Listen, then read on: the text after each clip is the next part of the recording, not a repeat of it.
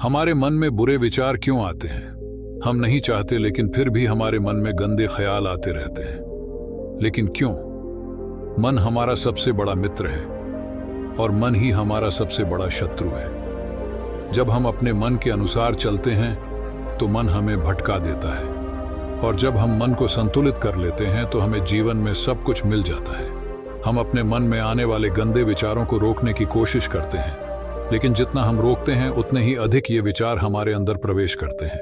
आप किसी चीज से जितना दूर भागेंगे वह चीज उतनी ही ज्यादा आपके पास आएगी। इसलिए उस चीज से दूर न भागें, बल्कि उस पर संतुलन बनाए रखें। एक बार एक युवक गौतम बुद्ध के पास आया और गौतम बुद्ध से बोला, हे बुद्ध, मेरे मन में इतने गंदे विचार क्यों आते हैं? मैं नहीं चाहता कि मेरे मन में गंदे विचार आएं, लेकिन वासना के विचार हमेशा मेरे मन में चलते रहते हैं और मैं उनके बारे में सोच सोच कर बहुत परेशान रहता हूँ।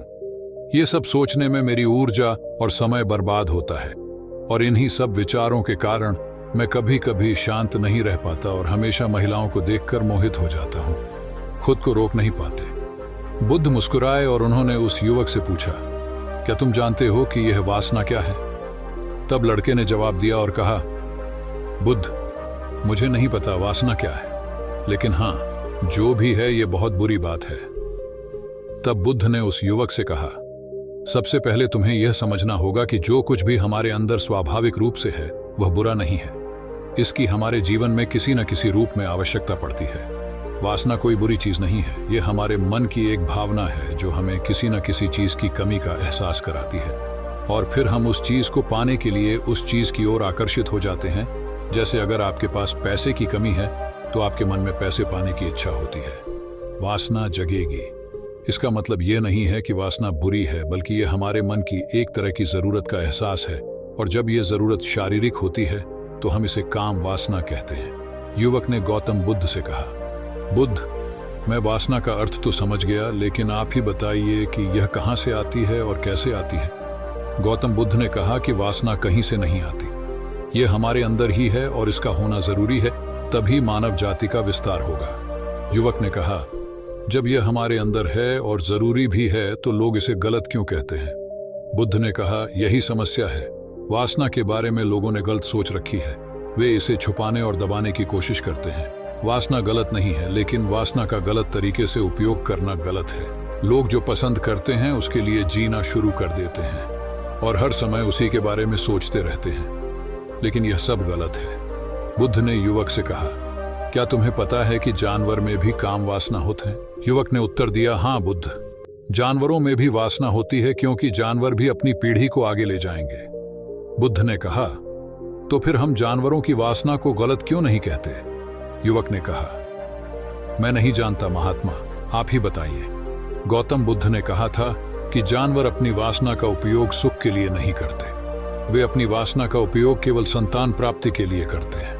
प्रकृति ने जानवरों को इतनी समझ नहीं दी है कि वे वासना को अपनी खुशी का आधार बना सकें, जबकि मनुष्य अपनी समझ के आधार पर प्रकृति में पाई जाने वाली हर चीज का उपयोग अपनी खुशी के लिए करता है। हम इंसानों ने काम और वासना को अपनी खुशी का जरिया बना लिया है, जबकि प्रकृति ने हमें अपने वंश को आगे बढ़ाने के लिए दिया है, लेकिन मनुष्य ने इसे अपने जीवन का अंतिम लक्ष्य बना लिया है, और वासना को बेलगाम होने देना गलत है। हम हावी क्यों हैं? ये बेलगाम क्यों हो जाता है? तब गौतम बुद्ध ने कहा, अब जो मैं तुम्हें बताऊंगा उसे सुनो, ध्यान से सुनो, तुम्हें वासना का पूरा खेल समझ में आ जाएगा। तुम्हें तुम्हारे सभी सवालों के जवाब मिल जाएंगे, तुम्हें बस ध्यान से सुनकर समझना होगा। तब गौतम बुद्ध ने उस युवक से कहा कि चलो शुरू करें। एक समय की बात है, गुरु और उनके शिष्य एक आश्रम में रहते थे। शिष्य प्रतिदिन दीक्षा लेने के लिए आश्रम से बाहर गांव में जाते थे। जो शिष्य भिक्षा लेने के लिए गांव में जाता था, रास्ते में एक नदी पड़ती थी, जिससे होकर वह प्रतिदिन भिक्षा लेने के लिए जाता था। एक दिन उसने एक लड़के को पेड़ के पीछे छुपे हुए देखा। वह लड़के के पास गया और पूछा, भाई, तुम इस पेड़ के पीछे छिपकर क्या देख रहे हो? लड़के ने कहा, अरे, क्या तुम्हें वह नहीं दिख रहा जो मैं देख रहा हूं? उसकी नजर नदी पर पड़ी तो वहां कुछ लड़कियां पानी भर रही थीं। लड़कियां 14-15 साल की होंगी। तब शिष्य ने लड़के से कहा, अरे भाई, वहां तो लड़कियां पानी भर रही हैं, इसमें छिपने की क्या बात है।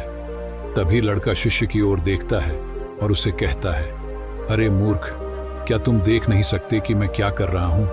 वे परियां नदी से पानी कैसे खींच रही हैं। जरा उसके भावों को देखो, उसके कोमल शरीर को देखो। बर्तन उठाते समय उसकी पतली कमर कैसे लचकती है और उसके बाल उसकी कमर पर ऐसे लहरा रहे हैं मानो खूबसूरती बिखरी हुई हो। शिष्य फिर से नदी की ओर देखता है और इस बार वह देखता ही रह जाता है। अब तक उसे कुछ भी दिखाई नहीं दे रहा था और वह बिल्कुल निडर था। उसे किसी बात का डर नहीं था, लेकिन अब वह छिपने लगा और उन लड़कियों को ऐसे देखने लगा जैसे उसने कोई अपराध किया हो। और जब वह छिपकर उन लड़कियों को देख रहा था तो वह अंदर से कांपने लगा और उसने कहा कि यह मैं हूं, मैं क्या कर रहा हूं, मैं जो कुछ भी कर रहा हूं वह सही नहीं है, मुझे यहां से चले जाना चाहिए। और फिर वह जल्दी से चला जाता है। फिर वह आश्रम पहुंचता है। आश्रम में जाकर वह अपने काम में व्यस्त हो गया, लेकिन जो उसने अभी देखा था वह बार बार उसकी आंखों के सामने आ रहा था। उसके दिमाग में वही दृश्य घूम रहा था। यही देखने को उसका मन ललचाया। उसका किसी भी काम में मन नहीं लगता था। वह प्रतिदिन सुबह सुबह भिक्षा लेने के लिए आश्रम से निकल जाता था और नदी के पास स्थित एक पेड़ के पास जाता था, जहां वह लड़का पहले से ही मौजूद होता था और छिपकर अपने साथ लड़कियों को देखता था। अब वह प्रतिदिन ऐसा करने लगा। उसका मन अब किसी काम में नहीं लगता था। वह सदैव किसी न किसी विचार में डूबा रहता था। वह आश्रम का कार्य भी ठीक से नहीं कर पा रहा था। वह न तो ठीक से सो पाता था और न ही ठीक से खा पाता था।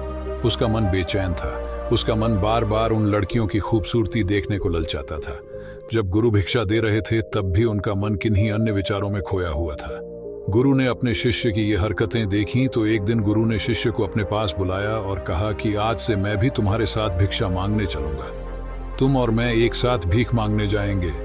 तभी शिष्य ने गुरु को मना करते हुए कहा कि नहीं गुरुदेव, आप क्यों परेशान हो रहे हैं, मैं ही ठीक से भीख मांग सकता हूं। गुरु ने शिष्य से कहा, ठीक है, तुम अकेले ही भिक्षा मांगने जाओ। इसके बाद शिष्य भिक्षा मांगने निकल गया। शिष्य के जाने के बाद गुरु भी आश्रम से बाहर निकल गए और शिष्य का पीछा करने लगे कि वह कहां जाता है और क्या मिलता है। ये सब देखने के लिए उसका पीछा करने लगा। थोड़ी दूर जाने पर गुरु ने देखा कि उनका शिष्य एक अपराधी की तरह एक लड़के के साथ पेड़ के पीछे छिपा हुआ है और छिपकर कुछ देख रहा है। गुरु भी अपने शिष्य के पीछे ये देखने के लिए खड़े हो गए कि उनका शिष्य क्या देख रहा है, जिसके लिए वह अपराधियों की तरह पेड़ के पीछे छिपा हुआ है। गुरु देखा कि उनका शिष्य पेड़ के पीछे छिपकर उन लड़कियों को देख रहा था जो नदी से पानी ले रही थी। तब गुरु ने शिष्य से कहा, लड़कियों से भी मांगोगे क्या? गुरु की आवाज सुनकर शिष्य का मन घबरा गया और उसे पसीना आने लगा। वह ऐसे कांप रहा था जैसे किसी चोर को पकड़ते समय उसने रंगे हाथ पकड़ लिया हो। उनकी हालत खराब हो गई। वह कुछ भी बोलने में असमर्थ था। शिष्य के साथ जो लड़का था वह भाग गया, जिससे शिष्य और भी घबरा गया। उसके मुंह से केवल कुछ टूटे फूटे शब्द ही निकल रहे थे। वह अपने अध्यापक से आंख मिलाने का भी साहस नहीं कर पाता था। गुरु ने शिष्य की ओर देखकर कहा, मेरा शिष्य निडर है, वह किसी चीज से नहीं डरता, लेकिन ये क्या है, तुम डर के मारे कहां रह रहे हो? शिष्य ने गुरु से कहा, मुझे माफ कर दीजिए, इसमें मेरी कोई गलती नहीं है। उस आदमी ने मुझे धोखा दिया, लेकिन मैं तुमसे वादा करता हूं कि आज के बाद मैं ऐसा दोबारा कभी नहीं करूंगा। क्षमा चाहता हूं। गुरुदेव ने कहा कि कोई बात नहीं, लेकिन तुम्हें यह ध्यान रखना चाहिए कि हम जैसी संगति करते हैं हमें वैसा ही फल मिलता है। जैसे जैसे हम संगति करते हैं उनके विचार हम में प्रवेश करते हैं, इसलिए अच्छी संगति रखें ताकि अच्छे विचार आप में प्रवेश करें। फिर गुरु और शिष्य आश्रम लौट आए और फिर से आश्रम के काम पर ध्यान देने लगे। वह उस रास्ते को छोड़कर दूसरे रास्ते से जाने लगा। वह अपना कार्य सावधानी से करता था, लेकिन धीरे धीरे उसके अंदर क्रोध उत्पन्न हो गया और फिर वह अन्य शिष्यों पर क्रोध करने लगा और बेचैन रहने लगा। अब वह ठीक समय पर भोजन भी नहीं करता था। वह खाना भी बहुत कम खाते थे। एक रात गुरु शिष्य के पास आए और उससे बोले कि तुमने मुझसे वादा किया था कि तुम अपने मन को वश में रखोगे। आपने अब तक कितनी बार अपना वादा तोड़ा है? यह सुनकर शिष्य अपने गुरु के चरणों में गिर पड़ा और रोने लगा। उसने रोते हुए गुरु से कहा कि गुरुदेव, मैं कई बार अपना वादा तोड़ चुका हूं, फिर वादा करता हूं, लेकिन हर बार मैं अपना वादा तोड़ देता हूं। यह बिल्कुल भी मेरे वश में नहीं है। मैं अपने मन से सभी बुरे विचारों को बाहर निकालने की बहुत कोशिश करता हूँ, लेकिन चाह कर भी मैं ऐसा नहीं कर पाता। तब गुरु ने शिष्य से कहा, मेरे साथ आओ। गुरु शिष्य को आश्रम के बगीचे में ले गए और शिष्य से कहा, देखो यहाँ कुछ नाले हैं जिनसे होकर नदी का पानी इन पौधों में आ रहा है और यह पानी निरंतर बह रही है। क्या आप इस पानी का बहाव रोक सकते हैं? शिष्य ने कहा, हाँ गुरुदेव, मैं इस प्रवाह को रोक सकता हूँ। तब शिष्य ने मिट्टी उठाकर उस नाले के किनारे डाल दी। वह पानी थोड़ी देर के लिए रुका और फिर थोड़ी देर बाद उस रेत के ऊपर से पानी आने लगा। गुरु ने शिष्य से कहा, ये क्या है? ये पानी रुका ही नहीं। उसने फिर कुछ कंकड़ उठाए और नाली में फेंक दिए और फिर पानी थोड़ी देर के लिए रुक गया, लेकिन फिर कुछ देर बाद उन कंकड़ पत्थरों के ऊपर से पानी निकलने लगा। गुरु ने कहा, शिष्य क्या हुआ? पानी फिर आ गया है। आप कह रहे थे कि रोकेंगे। क्या हम किसी चीज को पूरी तरह से रोक सकते हैं? तब शिष्य ने कहा, कोई बात नहीं गुरुदेव, मैं इस पानी को रोक कर दिखाऊंगा। फिर वह एक बड़ा पत्थर लाया और नाली पर रख दिया। पानी रुक गया। तब शिष्य ने गुरु से कहा, देखिए गुरुदेव, मैंने कहा था कि मैं पानी रोकूंगा। मैंने पानी रोक कर दिखाया। मैंने आपकी बात पूरी कर दी। गुरु मुस्कुराए और बोले, अच्छा, ध्यान से देखो, पानी रुक गया है। क्या? यह पीछे नाली को तोड़कर बाहर आ गया है और अगल बगल से बह रहा है। और ध्यान से देखिए, यह इस पत्थर के सामने भी आ गया है और यह पानी अपना रास्ता बदलकर फिर से आगे की ओर बह जाएगा। फिर कुछ देर बाद वही हुआ। तब गुरु ने शिष्य को समझाया, आपके साथ भी ऐसा ही हो रहा है। आप बार बार प्रयास कर रहे हैं और अधिक प्रयास कर रहे हैं, लेकिन हर बार आपका प्रयास टूट रहा है और टूटता ही रहेगा।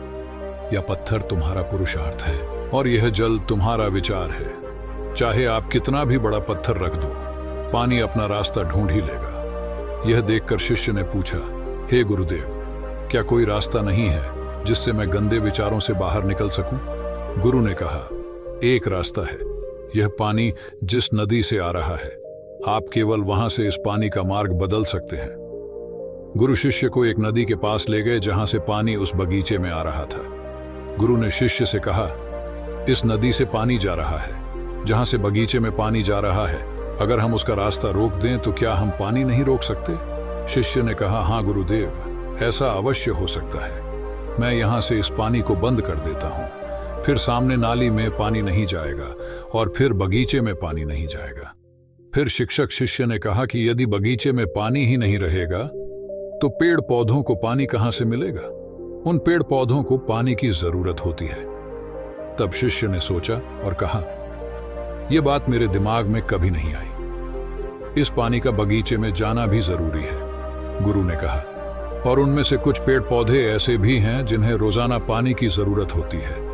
वे सूख कर मर जाएंगे, हमें पानी खोलना पड़ेगा। गुरु की बात सुनकर शिष्य ने पानी के लिए रास्ता खोला तो गुरु ने पूछा, यदि हम इस नदी का सारा पानी बगीचे की ओर मोड़ दें तो क्या होगा? शिष्य ने उत्तर दिया, गुरुदेव, वहां जीत हासिल करने के लिए पेड़ पौधे हैं, वे सब पिघल जाएंगे और कुछ भी नहीं बचेगा। गुरु मुस्कुराए और बोले, आप ये समझिए, हमें कुछ भी रोकना नहीं है, बस हमेशा संतुलन बनाए रखना है। पौधे कम पानी से नष्ट हो जाते हैं तथा पौधे अधिक पानी से भी नष्ट हो जाते हैं। हमारा जीवन संतुलन पर चलता है। गुरु ने शिष्य से कहा, अगर मैं तुम्हें आम के बारे में कुछ ऐसा बताऊं जो तुम्हें नहीं सोचना चाहिए, तो तुम्हारे दिमाग में सबसे पहले किसकी तस्वीर आएगी? गुरु ने कहा, जब हम अशुद्ध विचारों को बलपूर्वक रोकने का प्रयास करते हैं तो वे और अधिक मजबूती से हमारे अंदर प्रवेश कर जाते हैं। इसलिए हमें कभी भी उन्हें दबाने की कोशिश नहीं करनी चाहिए। तब गुरु ने शिष्य से कहा, बुरे लोगों की संगति के कारण भी हमारे मन में गंदे विचार आते हैं। कई बार कामुकता हमारे अंदर नहीं होती, लेकिन कुछ अश्लील लोगों के साथ रहने के कारण वह हम पर हावी हो जाती है। तब शिष्य ने कहा, गुरुदेव, आप सही कह रहे हैं, मैं रास्ता भटक गया था। तब वह शिष्य उस रात बहुत शांति से सोया। सुबह उसने अपना काम पूरे मन से किया और फिर सुबह वह भिक्षा लेने के लिए उसी रास्ते से चला गया जहां वह लड़का अभी भी पेड़ के पीछे छिपकर उन लड़कियों को देख रहा था। शिष्य उसे नदी पर ले गया जहां लड़कियां पानी भर रही थीं। उन्होंने उन लड़कियों से पानी मांगा और उनमें से एक लड़की ने उन्हें पानी दिया और शिष्य के पैर छुए। शिष्य ने उन्हें आशीर्वाद दिया कि आप स्वस्थ रहें। ताकि मानसिकता सकारात्मक ऊर्जा से भर जाए। उसके चेहरे पर ऐसी मुस्कान आ गई मानो उसे कोई खोई हुई चीज वापस मिल गई हो। वह अपने रास्ते पर वापस जाने लगा। तभी पेड़ के पीछे छिपा लड़का पीछे से आया। वह शिष्य के पास आया और बोला कि क्या बात है, आज आपने करीब से देखा है, आप मुझसे भी आगे निकल गए। तब शिष्य ने कहा, हम हमेशा दूसरों को देखने में लगे रहते हैं। किसी ऐसे व्यक्ति को बताएं जो आपको पसंद हो। अगर वह भी तुम्हें पसंद करती है तो शादी कर लो और उससे पहले तुम कुछ बन जाओ। अपने आप को पहचानें, इस तरह अपना समय बर्बाद न करें।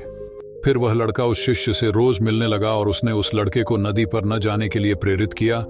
और फिर वह लड़का अपने जीवन में कुछ बनने के लिए संघर्ष करने लगा। तो देखा आपने संगति का असर क्या होता है। अपनी संगति बदलो, अपने विचार बदलो।